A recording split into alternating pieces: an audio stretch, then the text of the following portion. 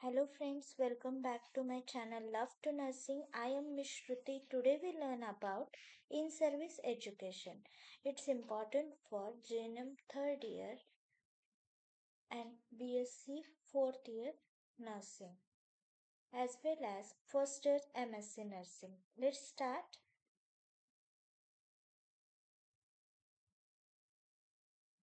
Definition.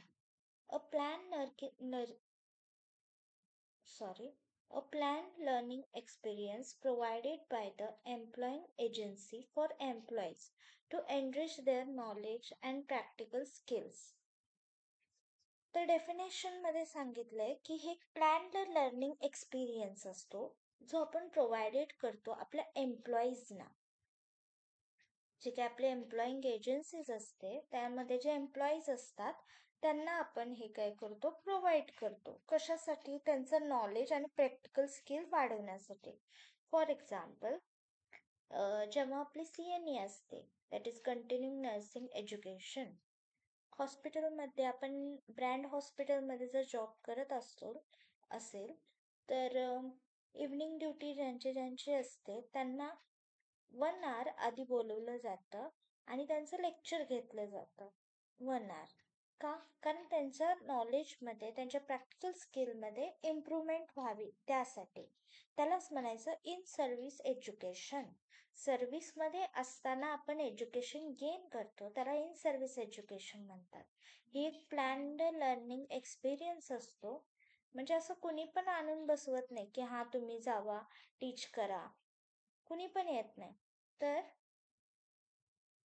Experienced असतात माणसं, त्यालाच आपण नर्सिंग एज्युकेटर असं सुद्धा म्हणतोय की ते मेंबर काय करतात आपलं नॉलेज आणि प्रॅक्टिकल स्किल वाढवण्याचा प्रयत्न करतात. ओके. तर एम्प्लॉईंग एजन्सी असते ते आपल्या एम्प्लॉईजना त्यांचं नॉलेज आणि प्रॅक्टिकल स्किल वाढवण्यासाठी हे प्रोव्हाइड करते. त्यालाच आपण काय म्हणतो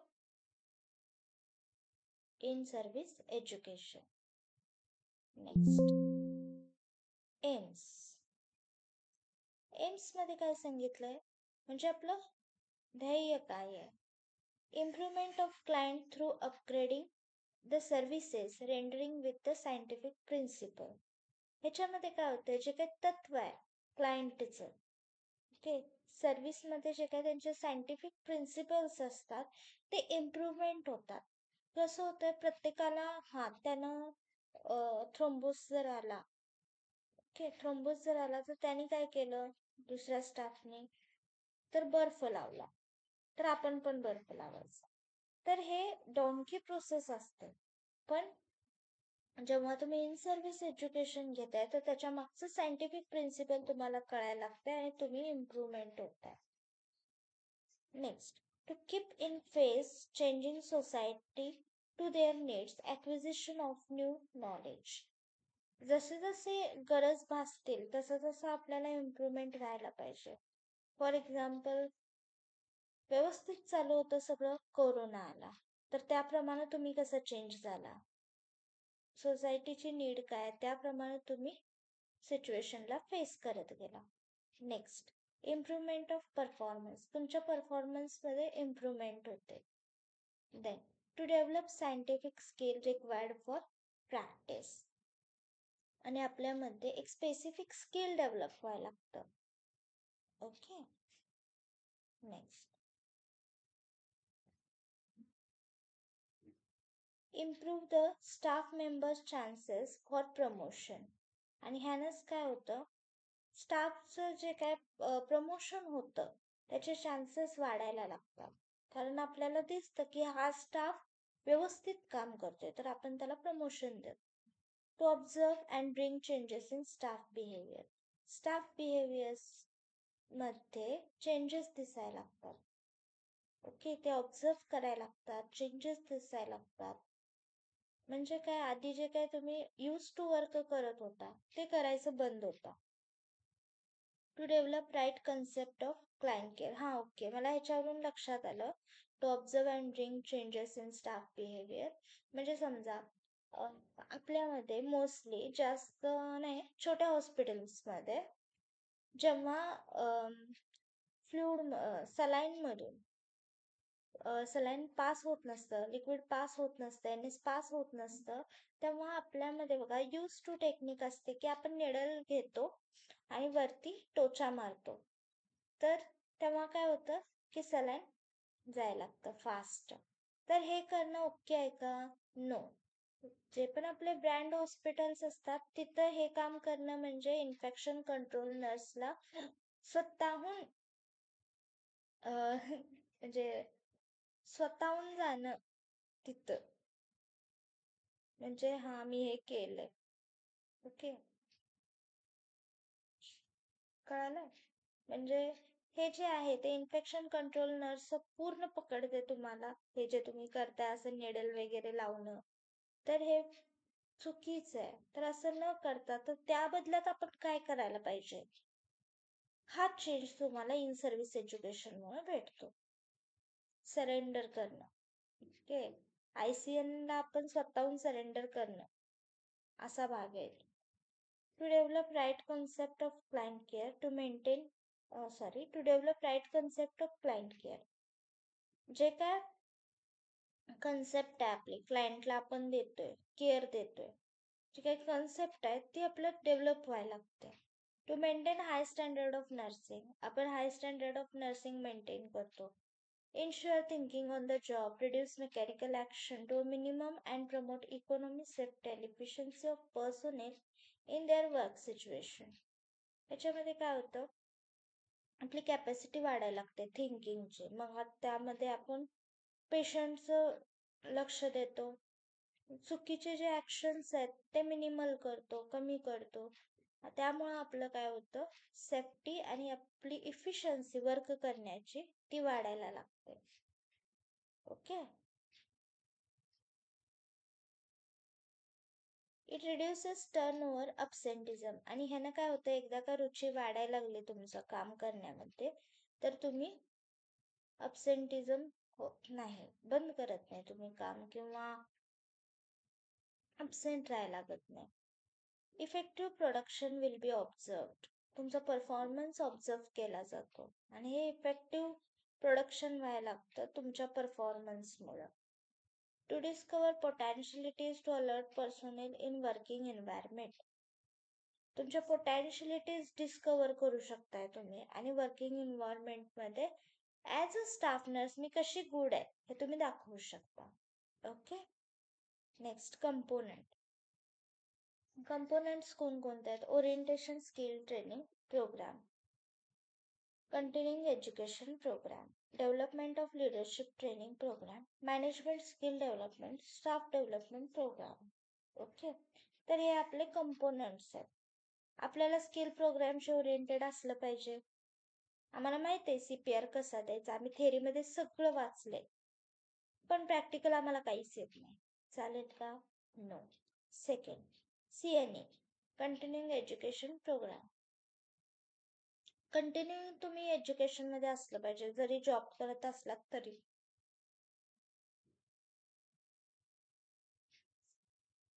sorry, development of leadership training program, तुमचा हा सुद्धा ट्रेनिंग प्रोग्राम चालू असायला पाहिजे लिडरशिपचा. तुम्ही होल लाईफ तुम्ही स्टाफ नर्सच काम करणार आहे का? दुसऱ्यांच्या हाताखालीच राबणार आहे का? नाही, कधीतरी तुम्हाला लिडरशिप घ्यावी लागेल, कधीतरी तुम्ही इन्चार्ज व्हाल, कधीतरी तुम्ही मेट्रन व्हाल, कधीतरी तुम्ही CEO व्हाल. त्यासाठी तुमच्यात लिडरशिप क्वालिटी असणं गरजेचं आहे. मॅनेजमेंट स्किल डेव्हलपमेंट, मॅनेजमेंटचं स्किल तुमच्यामध्ये असलंच पाहिजे, मग ते तुमच्या जॉबमध्ये असो किंवा घरामध्ये असो, मॅनेजमेंट स्किल हवंच. स्टाफ डेव्हलपमेंट प्रोग्राम, स्टाफचं डेव्हलपमेंट कसं होईल तो सुद्धा प्रोग्राम तुम्ही अरेंज करायला पाहिजे. तर ओरिएंटेशन स्किल प्रोग्राम ह्यामध्ये काय आहे की मी जसं सांगितलं की orientation training program introduce a new employee to this basic aspect of his or her job. In hospital field, if any new nurses are appointed, first the supervisor has to discuss to them the job chart, policies, procedures, and objective standing order policies of institution. तर orientation training programme मध्ये काय होतं, new employ कोणती पण आली okay, तर आपण तिला इंट्रोड्यूस करतो. ओके, ट्रेनिंग प्रोग्राममध्ये तिच्याकडून आपण इंट्रोडक्शन घेतोय. प्लस हॉस्पिटल फील्डमध्ये जेव्हा कोणी नवीन नर्स अपॉइंटेड होते, तेव्हा सुपरवायझर पहिला डिस्कस करतो तिच्याशी आपला जॉब चार्ट कसा आहे, आपल्या पॉलिसीज काय आहेत हॉस्पिटलच्या, आपली प्रोसिजर कशी आहे, प्लस ऑब्जेक्टिव्ह काय आहेत, स्टँडिंग ऑर्डर काय आहेत, पॉलिसीज काय आहेत आपल्या इन्स्टिट्यूशनचे, ते सगळं तिला डिस्कस करतो तिच्यासोबत. If she or he is well oriented to her his work situation, he will begin getting adjusting to his new environment to specific very easily and do the work effectively. Orientation skill training has to be given for development of knowledge and skills. आणि याच्यामध्ये ती वेल oriented होते तिच्या वर्कमध्ये आणि त्या सिच्युएशनमध्ये, work सिच्युएशनमध्ये ती वेल oriented होते, म्हणजे तिला सगळं समजायला लागतं, ती न्यू एन्व्हायरमेंटमध्ये ऍडजस्ट होते आणि तिचं वर्क इफेक्टिव्हली करायला लागते. आणि ओरिएंटेशन स्किल प्रोग्राम ट्रेनिंग जे आहे ते कशासाठी आहे बरं, की आपलं डेव्हलपमेंट नॉलेज आणि स्किल डेव्हलप होण्यासाठी हा कार्यक्रम नाही, प्रोग्राम असतो. In community field orientation training camps will be organized to school teacher, village leader, multipurpose health worker by the health personnel about the concept of health and illness. तर आपण वेगवेगळे camp oriented करतो, घेतो school teacher मध्ये, village leader मध्ये किंवा MPHW मध्ये आपण घेतो हेल्थ पर्सनल. कशासाठी, की हेल्थ आणि इलनेस यांचा कन्सेप्ट काय आहे हे बघण्यासाठी. Okay, sorry. Identification of case, prevention and treatment, म्हणजे कसं आयडेंटिफाय करायचं, प्लस त्याच्यावर प्रिव्हेन्शन कसं करायचं हे होऊ नये म्हणून, आणि झालं तर ट्रीटमेंट कशी करायची, हे सगळं आपण त्यांना ओरिएंटेशन स्किल प्रोग्राम मध्ये सांगतो. नेक्स्ट आहे कंटिन्युइंग एज्युकेशन प्रोग्राम. हा, जसं मी सांगितलं, जर तुम्ही जॉब करत असाल हॉस्पिटलमध्ये तर तुम्ही ओरिएंटेड असलं पाहिजे, तुमचं एज्युकेशन कंटिन्यू असलं पाहिजे. त्यासाठी आपले जे एजन्सीज असतात ते आपल्याला प्रोव्हाइड करतात सर्व्हिस. कशासाठी, आपलं knowledge and practical skill gain होण्यासाठी. Okay, management and leadership technique training for the administration and the senior personnel, for the persons who possesses higher qualification, who is having the chance for promotion and supervises. The authorities will give in service training to obtain management skill and leadership skill in order to supervise the institution to achieve the target by reaching goal and preparing the person to solve their problems if any need arises, to have smooth environment in their working areas. जसं मी तुम्हाला सांगितलं की कोणीही येऊन तुम्हाला lead करत नाही, तर सिनियर पर्सनल्स असतात किंवा सिनियर पर्सन्स असतात ज्यांचं हायर एज्युकेशन असतं, त्यांचा खूप एक्सपिरियन्स असतो किंवा हायर एज्युकेशन आहे आणि ते प्रमोशन होणार आहेत, अशा लोकांनाच आपण ट्रेनिंग घ्यायला सांगतो नर्सेसचं, जेणेकरून आपल्या पॉलिसीज काय आहेत, हॉस्पिटलचे गोल्स काय आहेत, तिथं पोहोचण्यासाठी आपण या लोकांना लीड करायला सांगतो तुमच्यासाठी.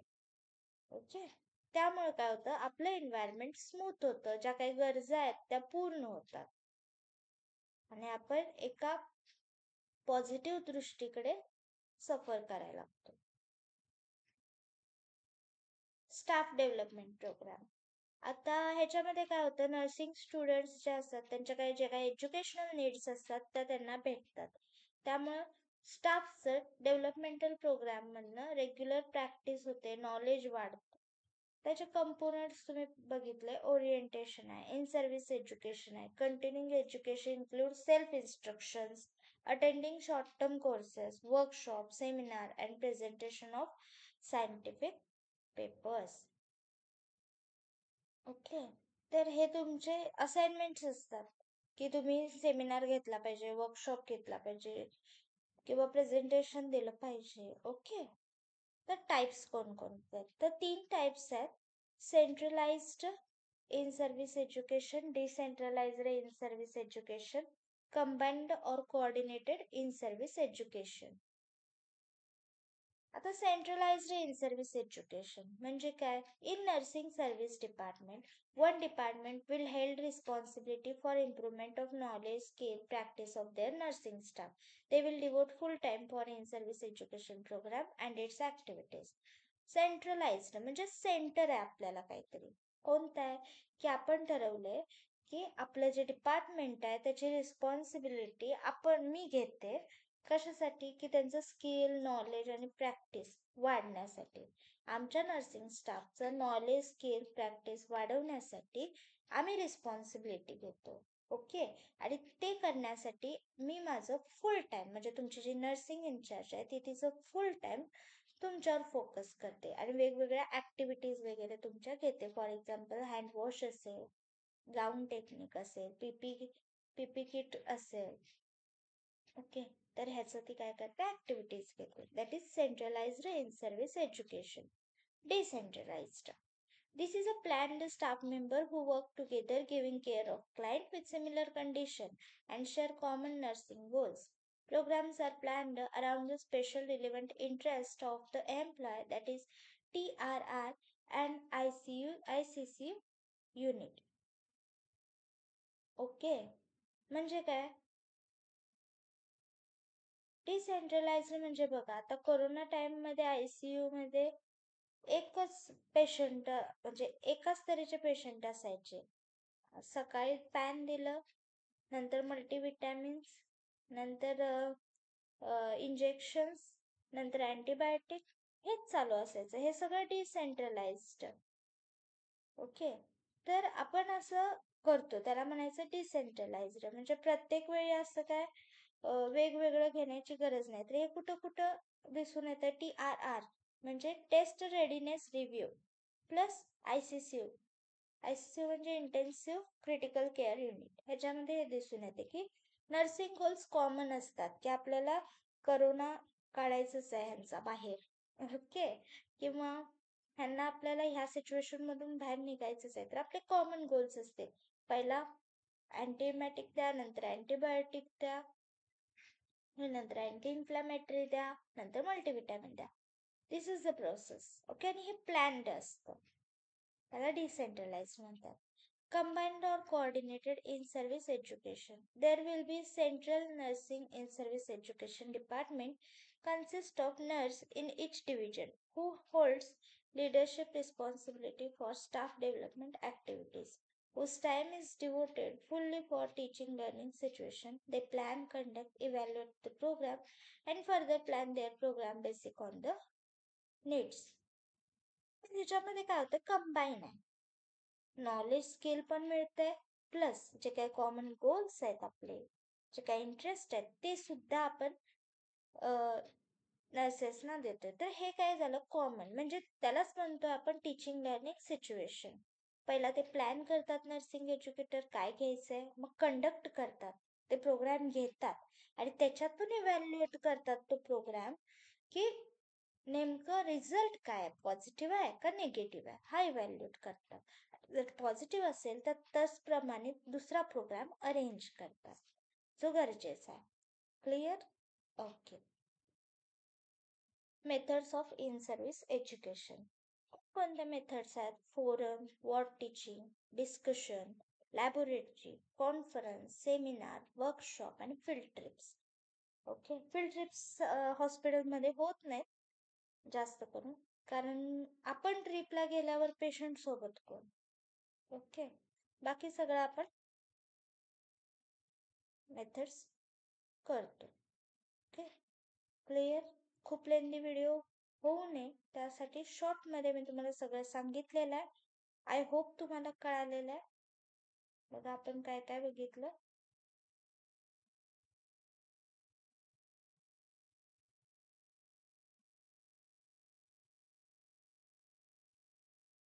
डेफिनेशन पाहिली, एम्स, कंपोनंट्स, डिटेल्स मध्ये पाहिले आपण components, then types, centralised, decentralised and combined, and then methods of in-service education. I hope you guys understood this video.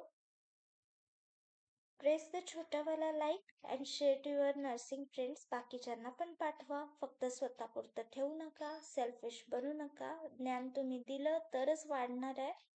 Okay, bye bye. Keep in touch and thanks for watching my video. Thank you.